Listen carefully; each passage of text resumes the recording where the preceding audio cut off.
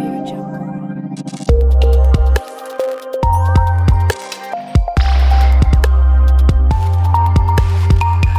India TV9 news Maharashtra. Solapur येथील बोरामणी तालुका दक्षिण सोलापूर येथील तिहेरी हत्याकांडाने जिल्हा हादरला असून मृतांवर अंत्यसंस्कार कोण करणार याबाबत मोठा पेच निर्माण झाला आहे. या प्रकरणातील संशयित आरोपी हा महिलेचा दीरच असल्याने तसेच पती व दुसरा दीर यांचे यापूर्वीच निधन झालेले असल्याने परिस्थिती अधिक गुंतागुंतीची बनली आहे.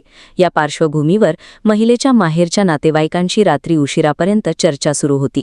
संपत्तीच्या वादातून दीरानेच आपल्या भावाच्या संसारावर तलवारीने घाव घालत वहिनी, पुतणी आणि पुतण्याचा जीव घेतला आहे. या हत्याकांडात मृत्यू पावलेल्या गायत्री सुधाकर मस्के यांचे आईवडील हयात नाहीत. दुसरीकडे भाऊ आणि इतर नातेवाईक सक्षम नाहीत. उमरगा तालुक्यातील चंडकापूर येथील माहेराकडील ग्रामस्थ सायंकाळी उशिरा बोरामणीत दाखल झाले.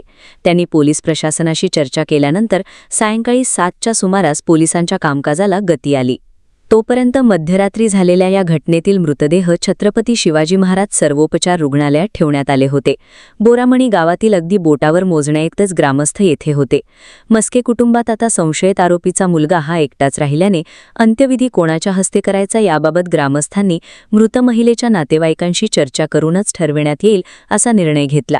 शवविच्छेदन होऊन मृतदेह ताब्यात मिळण्यास आता रविवारी दुपार होणार असून त्यानंतरच अंत्यसंस्कार होतील असे बोरामणीतील ग्रामस्थांनी सांगितले. योगायोग की आणखी काही?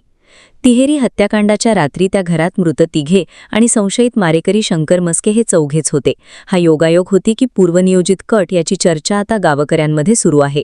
घटनेच्या रात्री तीनही बंगल्यां मिळून फक्त चौघेच कसे यावर प्रश्नचिन्ह निर्माण झाले आहे. शंकर मस्के यांची पत्नी व मुलगी लग्न कार्यासाठी बाहेरगावी गेल्या होत्या.